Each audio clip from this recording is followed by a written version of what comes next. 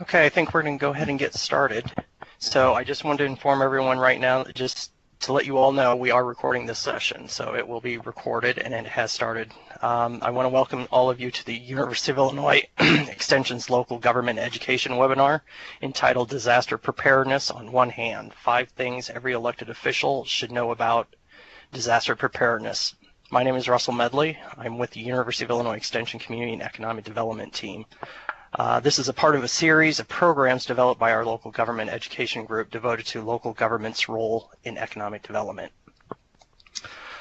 I first want to mention that we will be muting all your phones during the presentation. However, please feel free to put questions in the chat box that's on your left-hand side. As I mentioned already, we are recording this, and this will be made available on our local government education website and YouTube channel, and we'll have those links in the chat box as well. Just a little bit of business. If you are not able to configure your microphone, also in the chat box there are some instructions about how you can join via phone. So please do that. Our speaker will try to respond to questions as they pop up in the chat box where you can enter your questions. But we have allotted some time for questions at the end of the presentation. Our presenter today is Carrie McKillop. Carrie is a community development educator for University of Illinois Extension in Knox, Warren, Henderson, and McDonough counties. McKillop is a native of Knox County, holds an Associate of Arts degree from Carl Sandburg College in Galesburg, Illinois, a Bachelor of Science degree from Southern Illinois University in Carbondale, and an MBA from Western Illinois University. Prior to joining Extension in 2006, McKillop spent 20 years in not-for-profit management, including 6 years in higher education administration and business development. Collaborating with other state agencies and local communities, McKillop has facilitated the development of multi-jurisdictional natural hazard mitigation plans and serves as a delegate to the Extension Disaster Education Network, otherwise known as EDEN. As part of EDEN, she has served on the Flood NEAL group, and NEAL stands for National EDEN Issue Leadership, and has partnered with other states on the recent Extension-led COAD development pilot project through EDEN. So I'm going to turn it over to Carrie, and she's going to begin her presentation. Yes, and I think I need my slide set up there, though. Unless, Nancy, do you have the slide set? Yes, I'll put it up right now. Well, good afternoon. I guess we're now officially 12:03, so I can begin. And as Russell said, I've been involved in some disaster work basically since the floods of 2008, and I was a novice at it at the time that I started with Extension and first got asked to assist over in Henderson County.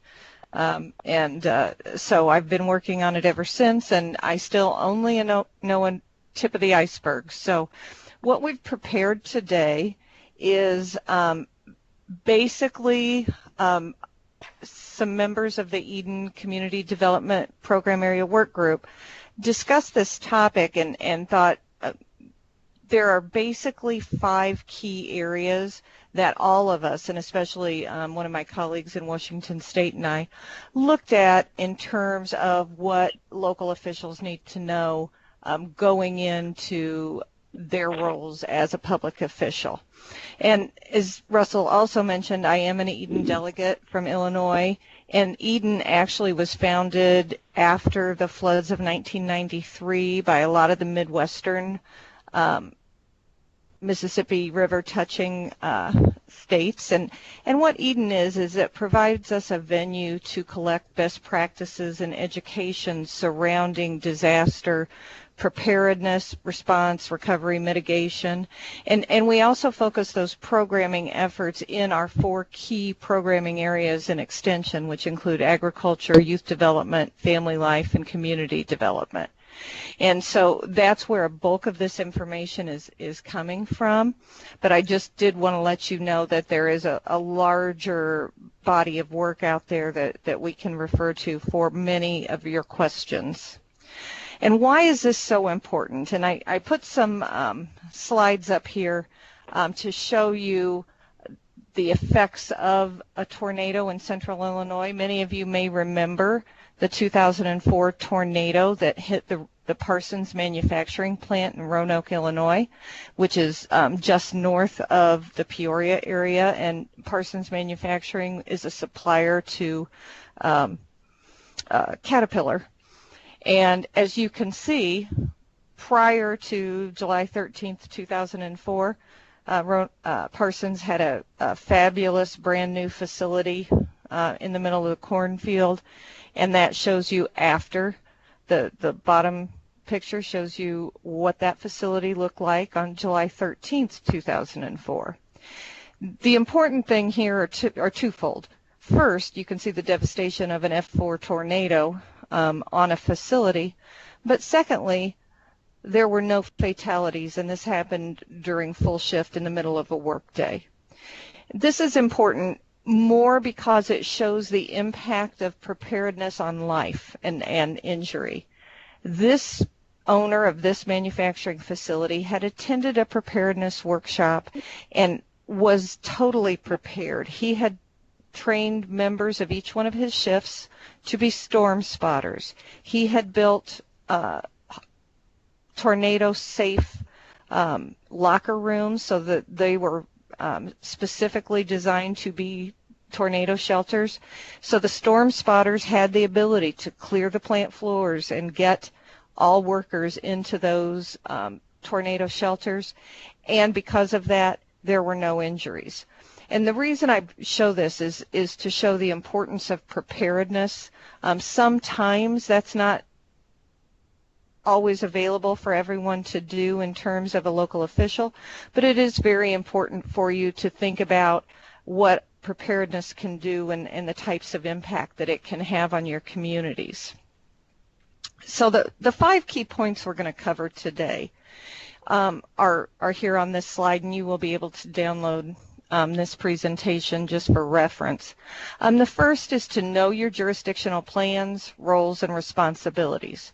Many of you represent different departments, different elected positions, different roles within your organization, and it's really important that you know what your responsibility is. Secondly, we're going to talk about how you can support your first responders. Those are people like ambulances, fire departments, law enforcement, those people who are going to be there to rescue people in the event of a disaster. The third is that regardless of the scope of a disaster that impacts your jurisdiction, all disasters begin and end locally. Even the magnitude of things like Hurricane Katrina, that started out as a local disaster, clearly it escalated, but now today they are still dealing with the impacts of Hurricane Katrina along the Gulf Coast. But that's a local effort at this point. Number 4, we can talk about what you can do in recovery, and we will talk about it later in this presentation, but no amount of recovery activities substitute for preparedness and mitigation. So if you get nothing else out of this presentation today, please remember that preparedness and mitigation are going to be your best friends. And I'll quote an IEMA official that I've worked with extensively when he said, Ron Davis said, proper mitigation means absolutely nothing happens. And that's our best case scenario for our jurisdictions when a disaster strikes. Sometimes that's possible, sometimes it's not. And then finally, disaster preparedness should be an ongoing conversation in your communities. There are no communities in the state of Illinois that are immune from disasters. Every single county in the state has had at least one federal disaster declaration. When I started working on this in 2008, it was actually, there was one that hadn't, and that was Stark County here in Russell's unit. But there was a snowstorm a few years ago and they actually did get a federal disaster declaration. So since disasters impact everyone at some point, it is really important that local officials create an ongoing conversation and bring others into the talking points. So first, let's talk a little bit about your plan, your roles, and your responsibilities. Most local officials are required to take at least the 2 NIMS courses I have listed on this slide. One is 700, which is NIMS and Introduction. The other is ICS 100, which is an Introduction to ICS.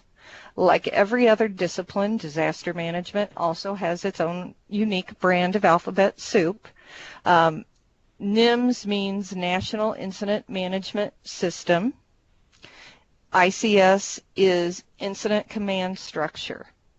And why this is important is because throughout the nation, the Incident Command Structure is how agencies and organizations respond to a disaster. There is a link on this slide, but Nancy's been kind enough, she'll put up a list of links at the end of our presentation so that you have access to those. But that will tell you what your position may be required to take here in Illinois, which courses you might be required to take. But these 2 are basic that anyone can take. You can go to the NIMS, all you have to do is Google NIMS, and many of their courses are free online courses that you can take at your own leisure. You can print a certificate after them to prove that you have taken them.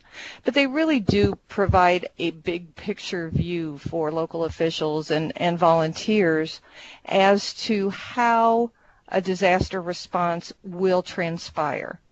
The Incident Command System is a scalable model based in large part on a military response. And so as you get into that, there'll be lots of details that may or may not be relevant to your particular position, but it's good for you to have an overview of what kinds of things are going to transpire in the event of a large-scale disaster. But ultimately, the things that you are probably going to be most involved in is ensuring the public safety and welfare. I mean, that's your goal as a local official of any sort. And you probably didn't enter public service, whether you're elected or appointed official, with disaster management as one of your key concerns. But it is a huge part of public safety and welfare. And so making sure that you understand what transpires can also make it easier for your first responders to do their job. You also, as an official, will want to be able to provide some strategic guidance in the realm of disaster management, disaster recovery, mitigation. So that's why it's important that you know all of the different aspects that go on. You don't need to be an expert in things that your first responders are. You don't need to be an expert in the things that are covered under your county emergency manager or your city emergency manager. What you do need to know is what their roles are, what you can do to support them. And there are different reasons why local officials may want to be involved to provide strategic guidance. Many of our communities along the Mississippi River and along the Illinois River may have looked at the potential of buyouts. Is that something as a mitigation measure you want to do? Are there other practices that you want to provide some strategic guidance to? So it's really important to think through the implications of all of those kinds of things, simply because if you engage in a buyout, there is a requirement that that property never have a permanent structure built on it again. So that's where the strategy comes in and some of the thought processes that you may want to go through in your jurisdiction. The third thing in terms of your roles and responsibilities is the disaster declaration process. Many times people assume, and I was the same way, oh, a disaster is happening? Oh, FEMA's going to come in and rescue us. Well, as we all know here in Illinois, we've seen evidence of it many, many times. Rarely do our disasters rise to the level of a federal disaster declaration. So that's why it's important for you to know what that process is. And when I said a disaster begins locally, what I mean is you need to understand and be able to evaluate your local impact. Someone from your jurisdiction would be the one to ask for a state disaster declaration. Make the approach to the governor to say, we would like to have a federal or a state disaster declaration process. Usually in the case of a large disaster, IEMA is going to be on scene. There may be people from FEMA there in an advisory capacity. They're not going to be there as a federal response. So once a disaster happens, you will have assistance from IEMA, from those that know how to document the loss. But it's important for you to understand that it's not just an automatic procedure. There are ways and methodologies to actually calculate the loss. In the state of Illinois, we currently have to document a loss of over 18 million in order to approach the federal disaster declaration. There are a few exceptions to that, but as a general rule, we're going to have an $18 million loss in order to get a federal disaster declaration. As you can imagine, that's very difficult for small communities, and it uses tax assessors' information, those kinds of things. So odds are, unless it's a catastrophic event, you're probably not going to get a federal disaster declaration. So those are some of the things that you need to know about. So when I talk about supporting your first responders, what do I mean by that? I don't mean that you go in and roll up your sleeves and pitch in and help them, unless, of course, you are a volunteer for a volunteer fire department, ambulance service, something like that. What I do mean as a local official is to make sure that you have a good relationship with your emergency personnel prior to any disaster occurring, whether you're going to attend some of their meetings, support their requests for equipment when possible, do whatever you can to support their activities, their exercises. Almost every first responder will do several kinds of drills or exercises each year. You as an elected official are always welcome at those. It's important for you to know how things will transpire in the event of a disaster. And I know many of us, and I'm dating myself, we used to do the civil defense drills in grade school, those kinds of things, where we got under our desk and everybody rolls their eyes on fire drills. But it is very, very important for our first responders. Even doing tabletops helps them see where they may need additional assistance, things that they need to bone up on, and it's a really important part of the preparedness process. Fire and rescue departments are really, really scarce in rural areas, so it's really important that you as local officials are supporting them. And I know many of you, if you're a rural official, you're probably on the fire and rescue squads in your communities. Law enforcement agencies also need your support in terms of disaster preparedness. Typically when a disaster occurs, at some point you're going to have to shut down access to the disaster site until it can be deemed safe for people. And if any of you have ever experienced a disaster, you know that it's one of those things that people think that disaster response is a spectator sport.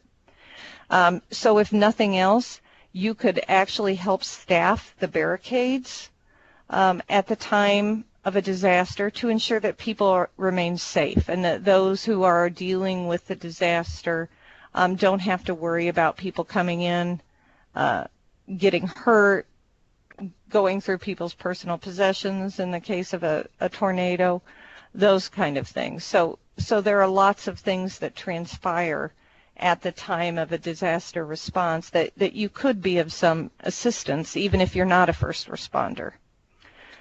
The ambulance and paramedic teams are going to be part of that first response, And then many of you may not be aware, or you may be, that your local health department may have a medical reserve corps. HHS encourages all health departments to have a medical reserve corps, and they are very active in many of our counties across the state of Illinois. So you can become involved in those as well. Many of them have monthly or bi-monthly meetings, and they have everything from certified medical personnel that can be of use in a disaster, even just to give tetanus shots to the first responders. So those are all parts of that first response that you may want to become familiar with and aware of in your communities. When we say that disasters start and end locally, typically the first people aware, besides the National Weather Service, who has gotten very, very good at pinpointing paths of tornadoes or severe thunderstorms or even straight line winds, people on the ground in those communities are the first ones there to be able to respond and know that a disaster is happening. So they are going to be the ones that assess the magnitude of the damage. They're going to be the ones calling up the food chain, so to speak, to say whether they need outside intervention. Most communities and responders are part of the MAVIS system, that when they know that they're going to need additional help, there's a procedure in place that as a local official you need to be aware of. Don't necessarily need to be part of that, but just know that they have the capability of calling in assistance from other first responders when needed. Now, when you do have a disaster that scales up to the point, say, of the floods of 2008, and you do get those federal disaster declarations, one thing people are not aware of is that when there's a federal disaster declaration and FEMA comes in, many times they're bringing in contractors, retired FEMA personnel, people from other parts of the country. And so there may be a whole crowd of people operating on the ground, helping people get signed up for individual assistance, the kinds of funding streams that are available through FEMA when there's a federal disaster that aren't even from your region. And so it's always a good idea to make sure you're getting the information directly from, here in Illinois, someone from FEMA Region 5, because in Illinois, we have to abide by the guidelines of Region 5 and the interpretations. So knowing that is incredibly important, and also knowing that ultimately Region 5 will be the one that's assisting you in a disaster. As the situation starts to stabilize, many of those contractors, many of those outside assistance people are going to go away. Once everybody has filled out a claim, those kind of things, they are going to go back to their regular duties or back to their homes. Don't be surprised that there is still a lot of recovery that needs to happen in your community. The last time I heard, there are still many, many places on the Gulf Coast that have not totally recovered from Hurricane Katrina, and they've dealt with many other hurricanes since that time. So recovery is a very, very large, mammoth thing that starts almost simultaneously with response, but it takes a very long time, and in many cases is left to the local individuals, the local governments, as things wind down. And I'm trying to think,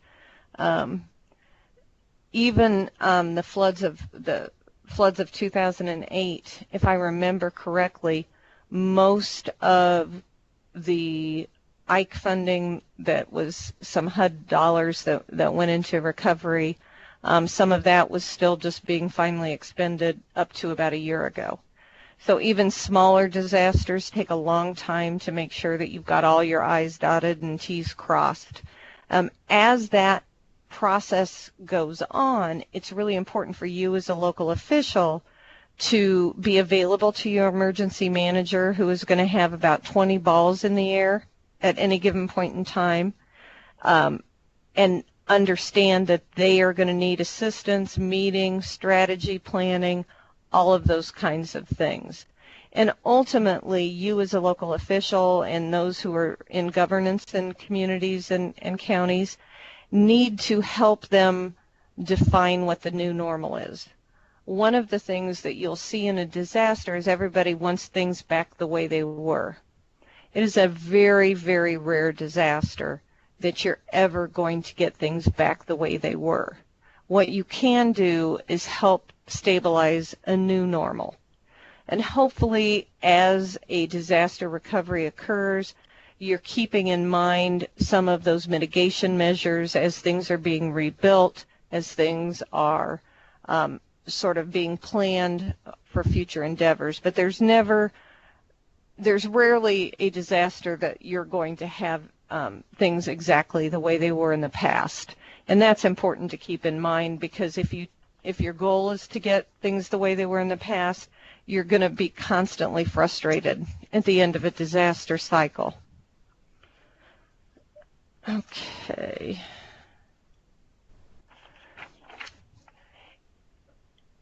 When we talk about ending a disaster or dealing with recovery, many of you may have heard of the term volunteer organizations active in disasters, or hopefully community organizations active in disaster. Many times after the disaster and the first responders are done, there are groups that can assist a community in building recovery efforts that are sustainable. Volunteer organizations active in disaster is a terminology that is typically now used in Illinois for the state agency. They have an operations centers run out of a secure building on Dirksen in Springfield. But for local organizations, they should be, many of them are renaming themselves as community organizations active in disaster. And if you don't know whether your community has a COAD, talk to your emergency manager. If you don't have a COAD that covers your community, you might want to work with some groups to help establish one. Why this is important goes back to earlier when I said it's very difficult for Illinois to get a federal disaster declaration. If you have a COAD, one of the committees, or annexes as they're called, is the Long-Term Recovery Committee. That committee needs to have a fiscal agent that's a 501c3. And if they have that nonprofit designation, then they can immediately start applying for grant funding to help people recover from the disasters. And why this is important is because many of the funding streams for recovery and for money to assist individuals and communities comes from organizations that will not give grants to government entities, only to not-for-profits. So if you have that long-term recovery committee set up and a 501c3 in place, you have jumped ahead of the game in helping get long-term recovery started. There's a great deal of information to help you get that started, a lot of that through the Extension Disaster Education Network that I mentioned at the beginning of our presentation.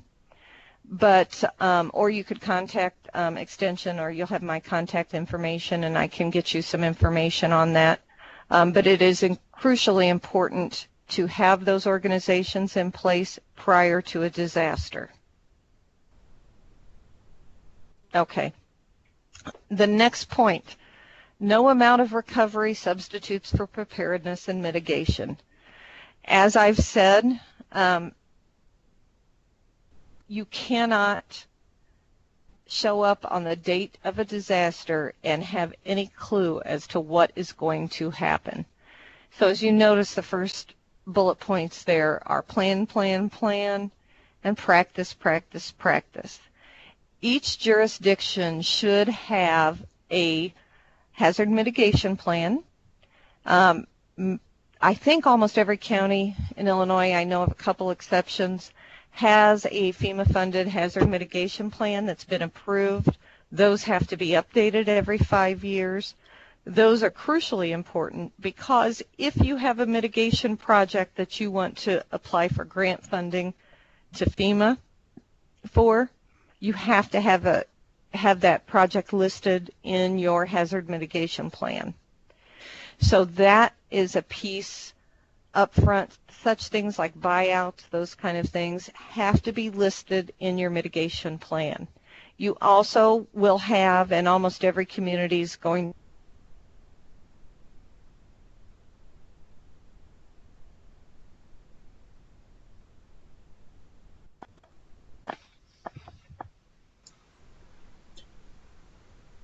Carrie, it looks like your microphone is no longer working.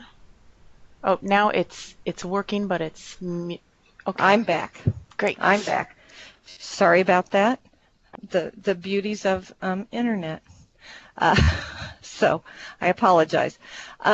You should also have in your community a disaster response plan. Your emergency manager will have that, and hopefully you're aware of that. You also should have an LAPC plan. And so all of those things you can get your hands on by talking with your emergency manager. I hope you all are on a first name basis with your emergency managers because they are the key. They are sort of the hub that all of these things focus around. Secondly, when you have the opportunity to be part of an exercise, please join them, whether they're a tabletop exercise, a full-blown operational exercise. It's always helpful to know and see what transpires. It's amazing what you will learn at these particular things. We had a functional exercise in Henderson County through our COAD last fall on a train derailment. It's amazing what we all learned. Burlington Northern was an extremely gracious partner in that. They sent us a contractor since we were talking about a train derailment. They helped us understand Burlington Northern's response to that, how the local responders could take place or could assist in that. It's just a very valuable process that I would encourage all of you to take part in. And third, implementing the mitigation measures that you have in your hazard mitigation plan. Many times people join planning processes thinking, oh, this is just a plan that the government says we have to have. Mitigation plans really give you the opportunity to come up with some project ideas, many of which do not cost you a dime. And we all love those, right? Things that we can do that don't cost us anything. But they include educational programs that you can work with, you know, people in your community, the Red Cross, the Salvation Army, Extension.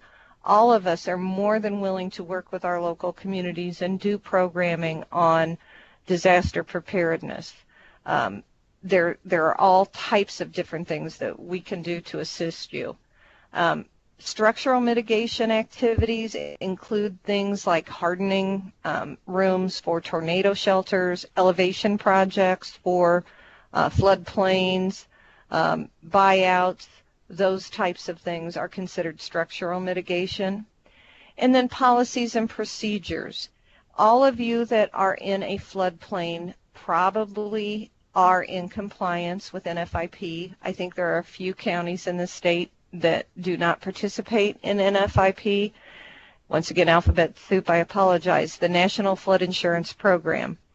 And if you are in compliance with NFIP, you have ordinances that say that any structures built within the floodplain have to be elevated above the base flood elevation. So those are the kinds of things that as a county or city official, you should be aware of. You know what your policies are. Anytime there's a floodplain map update, you need to look at those, make sure that that everything is in harmony with your current ordinances and zoning policies and procedures. And so those are things that they don't cost any money, but they can prevent a lot of damage in the event of an additional flood. I always think it's a good idea to really investigate where a tornado shelter is. Many of our rural areas are sparsely populated, so trying to figure out how we can protect our citizens in the case of a tornado, and we all know that we've had a great number of tornadoes in Illinois. Luckily, we've had very few F5s, but if we do, knowing where people can go for safety is crucially important, and making sure that the communities have access to that information, educational programs, ways that you can get that information out to your citizens are going to be crucially important to make sure that people remain safe in the event of a disaster.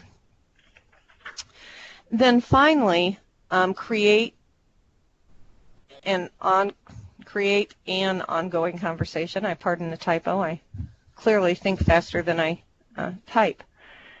But disaster preparedness is really not an event. It is an activity.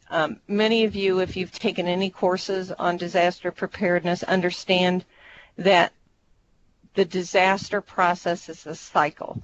And preparedness is just one part that continues on during any time of year. We are all subject to disasters at any date or time of the year here in Illinois. So, you know, we've seen February tornadoes, we've seen November tornadoes. So there's not one time that's designated as when we should be concerned about disasters. Making sure that in calm weather we're having these kind of conversations that you're listening to today, but also within your committees and your boards and your organizations back in your county and community, making sure that those conversations are in place, that you've talked about that, and they often, my colleague Rick Atterbury, who has been doing this for a very long time, says, you know, the date of the disaster is no time to be exchanging business cards. So making sure that you've had those conversations and plans in place to make sure that your community is as resilient as possible. I have a lot of faith in downstate Illinois, being a native of downstate Illinois, that most of us are very resilient. We know people who can fix things and work together despite differences to make sure our communities survive. But it's always easier if we have those plans in place beforehand. All the officials in your community need to be knowledgeable, and I have no doubt that everyone who participates in local government has the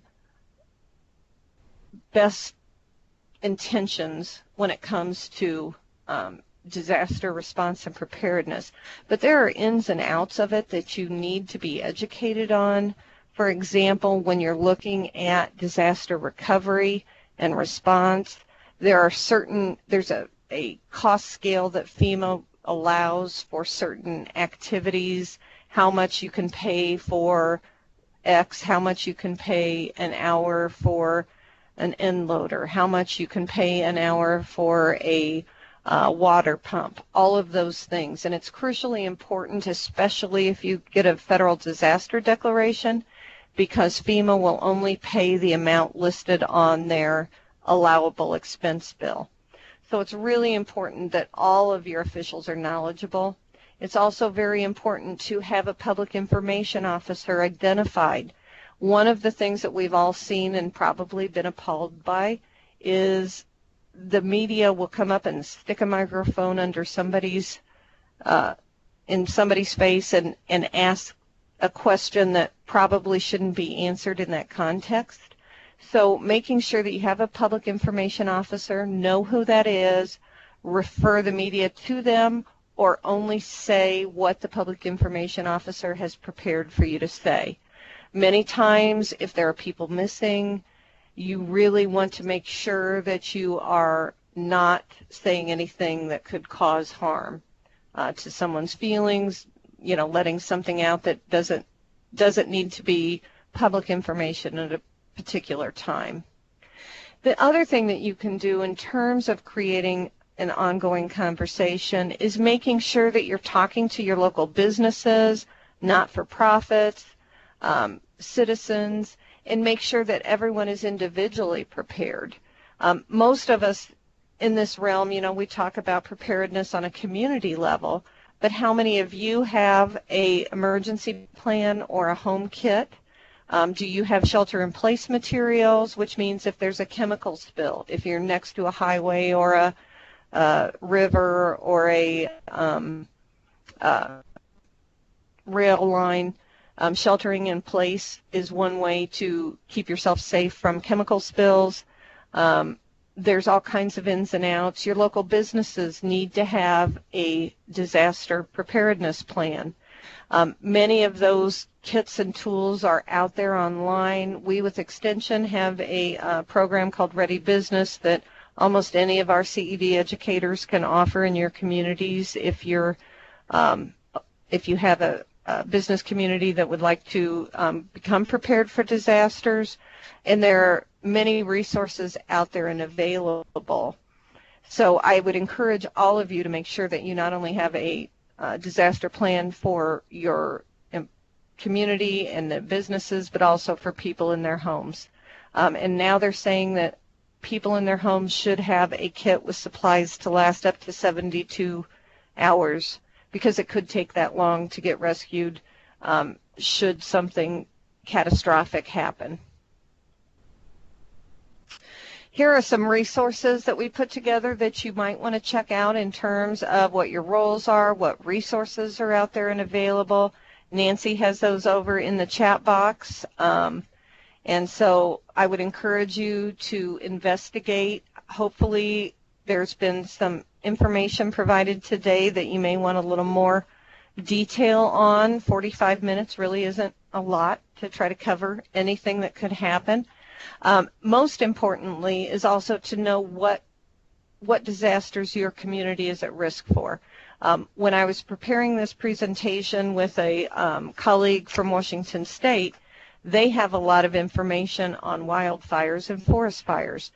We typically don't need that kind of disaster preparation in Illinois, but then they don't have the tornadoes like we do. So knowing what you're at risk for. Do you have a rail line going through your community? Do you have a major highway? What are some of the specific disasters that you need to be prepared for? I have a tendency to also think in terms of natural disasters, but there are a lot of man-made disasters that you need to be aware of, including things like a train derailment that I mentioned that we had done a functional exercise for. But other kinds of man-made disasters, there's been much talk of active shooter situations, those kinds of things. But making sure you're having that conversation with your emergency manager. They get regular communication from the Illinois Emergency Management Agency, and so they can be your conduit to make sure that you are being prepared for all avenues of disaster that might impact your community. And I feel like I talked really fast, but apparently it is already 1:45. So does anyone have any questions? If you have any questions, you can go ahead and type them in the chat box. And to start off, I do have a question for you, Carrie. Mm-hmm. Why are NIMS courses required, and who exactly is it required for? Well, NIMS courses are required because governments have a specific obligation to their communities in terms of response to disasters. And I can't say which ones are required because that depends on your role. First responders obviously have to have a much higher level of the incident command structure, but that's why I included the very first link that tells you what, let's see, it was on that first slide. Let me get back to that there. That goes through what officials in Illinois are required to have. And if you have any questions on that, your emergency manager is also charged with the responsibility of making sure that the local officials have their required NIMS training. So you can also talk with your emergency manager and they can let you know which courses you need to take. There's a whole laundry list of NIMS courses. You can take as many as you want. The ones online are free. There are some that you can literally go to a training center in Maryland, or there are trainers that will come. University of Missouri has a training center that will come to communities and train on specific NIMS courses as well. Carrie, there is a question from Edith, and it is, where do communities find their emergency manager? What agency does this person usually work for? And that depends on your community. In many communities, for instance, I am in Galesburg, Illinois, and the Knox County emergency manager is also the Galesburg fire chief. In Henderson County, it is someone who is Cindy Reinhardt, who is the zoning officer and emergency manager. What I would recommend you do is talk to either City Hall or the county courthouse, and they can tell you who that emergency manager is. And they work for different agencies depending on the county and how they've structured. Okay. And Derek has a question here. In rural areas, don't the counties typically take control in the case of a disaster? I've never heard of NIMS, and I've been on the board for 22 years. Well, counties do have emergency managers. Typically, that emergency manager is at least partially funded by the Illinois Emergency Management Agency. They will be responsible for letting people know what NIMS courses they're required for. But I guarantee that if you do have an emergency manager in your county, they have heard of NIMS. And I would just encourage you to talk to that emergency manager and find out, you know, how your county is meeting that requirement.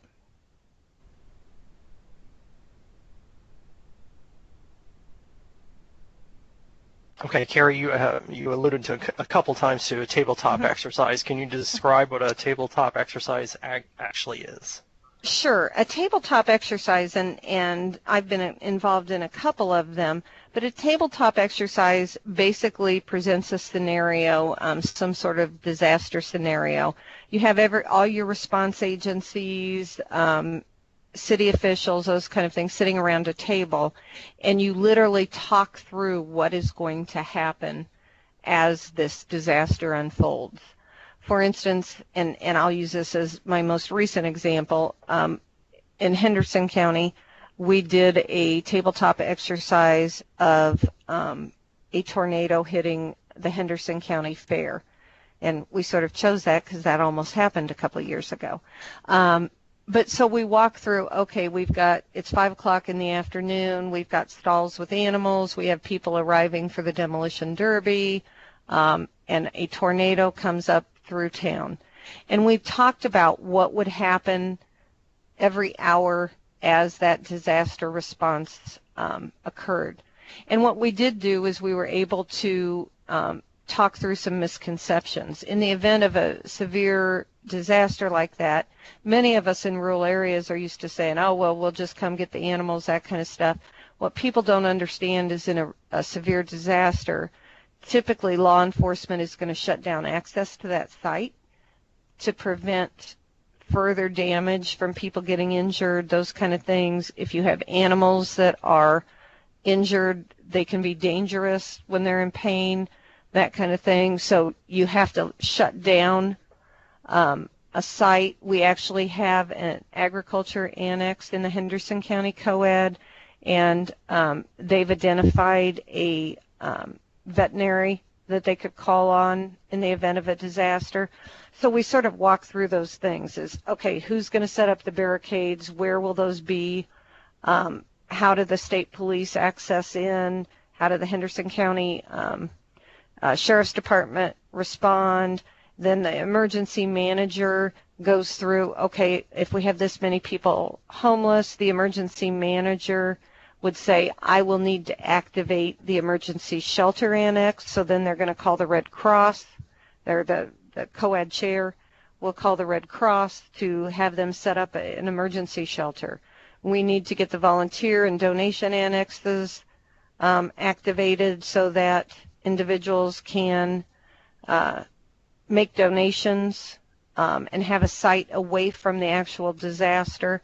So you walk through all of those stuff and all of those things, and you have all of those people at the table so that they know, okay, at this location, if this is where our disaster is, where would we set up an emergency shelter?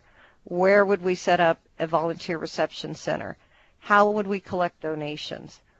Those kinds of things.